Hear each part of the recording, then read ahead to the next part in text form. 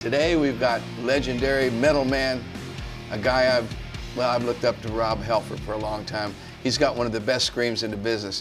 Rob. Thank you, Sammy. Coming from a fellow screamer, that's a real cool thing to hear, so yeah, thank you. Speaking of screamers, as singers, do you call yourself a singer or are you more like a screamer? Are you offended if someone calls you a screamer? No, I mean, it's rock and roll. When you take all the labels away, we're rock and roll, man. Yeah. It doesn't offend me either because it's part of, like I said, it's part of the deal. Trying to just get it out there, you sometimes just got to scream. So there's lead singers, like we're lead singers. Like we've been accused of having lead singers disease and all this stuff. Do you think you have lead singers disease, Rob? Do you have? I don't know. What is that, Sammy? What is the lead singer's disease? Well, that's what I wonder what the symptoms are because I felt like I was coming down with it a couple of times. But it's usually to me, the guitar player's fault, and it's not mine, you know. Well, here's something. In-ear monitors for rock and roll singers. Do you use the in-ear monitors? No, I can't. I don't know how you do it. I listen to the whole band, and I can hear everything. I can hear the cymbals. I can hear the bass. These are amazing. So for me, for what I do as a singer, it really is a lifesaver.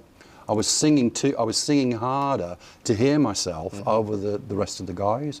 I'm hearing this again and again, I found that was a good place. It is hard on your voice, but yeah. Like I said, unless I get sick, I'm okay, and I just want to make sure that I just got some tricks or something that's up your sleeve, Rob. That you're not. No, but what I did mention again before we went on air, teach me something here. Now we're not doing this for nothing.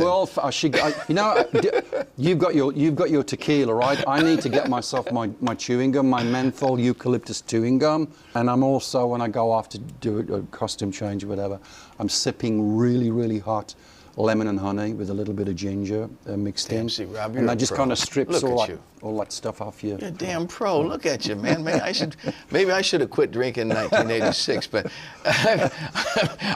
when I look at and again, we don't like to look at ourselves on camera, do we? But if I look at myself on old pre-stuff from my drinking and drugging days, I know when I go off stage, I'm doing a line between songs. I'm like, what the hell was I doing? See, I never did all that. See, no, I'll do a line, but not when I'm singing. Yeah, I was on that big black downward spiral, and I was doing that to get through a show, and it kind of fills me with a little bit of regret and remorse. My performance, as I hear it, wasn't that greatly affected, but mentally, I'm so happy to have left that place behind now. I used to like you when you, I know the stage, that era of you, when I see you in that era, you really were edgy.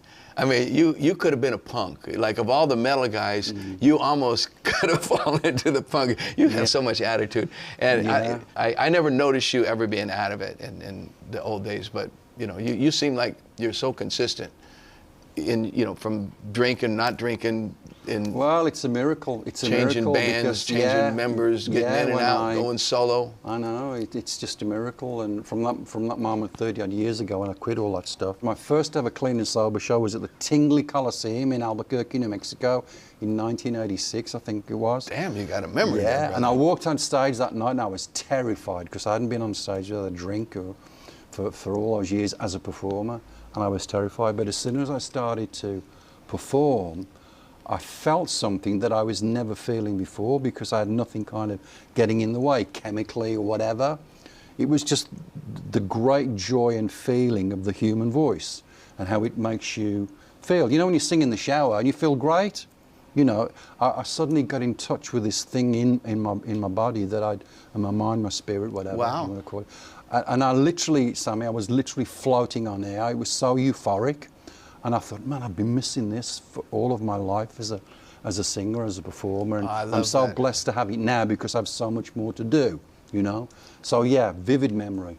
So the British Steel record, one of the great metal records of all time. Making that record, did you know, like when you guys were writing those songs and all that, did you feel that, hey, we really got something this time, or did it feel just like another record to you?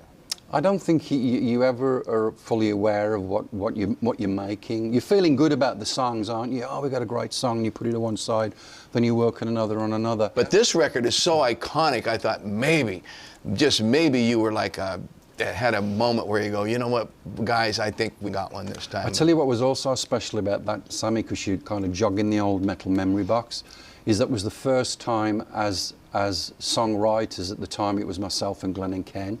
And we'd never written as a trio. We'd always written two guys over here or one guy over here would bring stuff. This was the first time we'd actually... So we were in the room, in the studio, together, down, down, down, down, down, British, Breaking the Law, like Living After Midnight. Very immediate, very, oh, that sounds great. We all agreed, got it, move on. You know, not go through the sure of, well, I'm not sure about that third I'm a believer bar. in that. It was so pure and instant that all of our songs, it seemed like the whole thing wrote itself, because we had maybe a couple of ideas, but the rest of it was just on the back of getting up in the morning, having some breakfast, going in the studio, getting a song down, and then, you know, 30 days later, the whole thing is mixed and mastered. Everything. When you're called a band, when you're Judas Priest or you're Van Halen or you're Led Zeppelin, you know, I think the chemistry is everything. When the chemistry goes on to one another, the music goes on to one another. Even the Beatles. I mean, yeah, when absolutely. Have you ever been a publicity hound? I mean, are you in no. Yeah. No, you know, it's never. I mean, I love that kind. I love it in the fun side of it. It's, you know, it doesn't really have great value apart from a, you know, a laugh and a bit of lightness and a bit of entertainment. Yeah. We're here to have a good time and keep it simple and give people good memories. And our music will be living a long time after we've gone. And isn't that the most beautiful thing you can imagine? Yeah, no, it's pretty cool. That people are going to be listening to our music in 50 to 100, 200 years time, the way we listen to some of the greats from the early rock and roll time. Right on, Rob. Thank you, Sammy. But I do have my one little quirk that I have here in my little, it's in my back pocket. I have a thing where I do with all my artists that I interview. I have a little this or that. Now, you can't think. Okay. Oh, Lord. Just little short little things. I'm the world's worst for this, at this. I'm gonna roll with you, Rob, on this one. Okay, you're gonna put the shades I went on. without my shades because I wanted you to know that I'm true. Okay. So now that you know that, just a real quick one. So band or solo? A band. If you had it all to do over again, to start over in music, would you rather be a singer still, or would you rather be a guitar player? Singer. Right on, man. Playing live or making records? Live. The Beatles or the Stones? Ooh. Stones. Rock and roll, and I love the Beatles. Hey, listen, no, you don't have to justify nothing here. Stones. We both know they're great. Stones, That's it. yeah. I'm trying to make it tough on you. It's going to get tougher. Clapton or Page? Page. AC/DC or Motorhead? Sammy. Motorhead. Ooh. Steel or leather? Is there a word called stilether? Let's make a word up. I gotta say steel because it's British steel, isn't it? And it's steel. And okay, and last but not least, so if you had to play for an audience of all men or all women, which would it be? Women. See?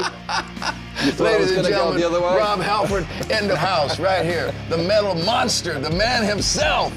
Wow!